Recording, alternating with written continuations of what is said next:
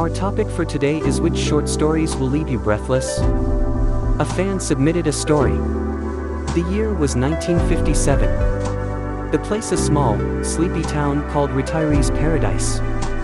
The peace of the paradise was disturbed one fine morning by the discovery of a few torn pages of Bhagavad Gita near a temple. The person who found them was soon at the center of a swelling crowd. Then the local corporator came for his daily darshan. He decided to give the issue a political shape. Now it was a people's movement. Processions full of unemployed youth and led by political upstarts went about the town calling for a bond.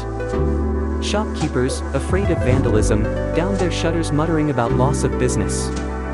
Schools and colleges were closed more readily with children rejoicing over the bonus holiday and teachers glad of the break. Except for a government school with a principal who had meddled. A staunch Hindu who had put 3 prayers a day in the school schedule, he instilled knowledge of religion also in his students. Yet he knew the dangers of politics entering schools. Students are like Abhimanyus, entering the Chakravyuh of politics, they will perish. He too got the news, and with constant messages from parents, some of whom were soon at the school gate, he knew that running normal classes might not be possible.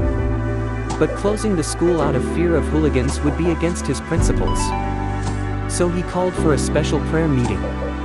All students and teachers assembled in the large playground and started chantanji Ram Doom, as if declaring to the world that here was a school which had understood the true meaning of Hinduism. A procession of a few thousands passed the school and seeing that it was not joining the bond, reached the school gate shouting incendiary slogans. The principal was at the gate and very calmly raised his hand and asked softly, "What's the problem?" "Close the school," came a harsh retort. "Why?" very softly again. "Gita ka apman hua hai, our holy book has been desecrated." "Oh, so you have such high regards for the Gita that you took to the streets?" Of course, a dozen voices shouted in unison. "Can you please recite a shloka from the Gita?" This request was met by silence, shuffling feet and red faces. The principal now raised his voice. "There are 950 students sitting out there in the ground. Go pick up anyone.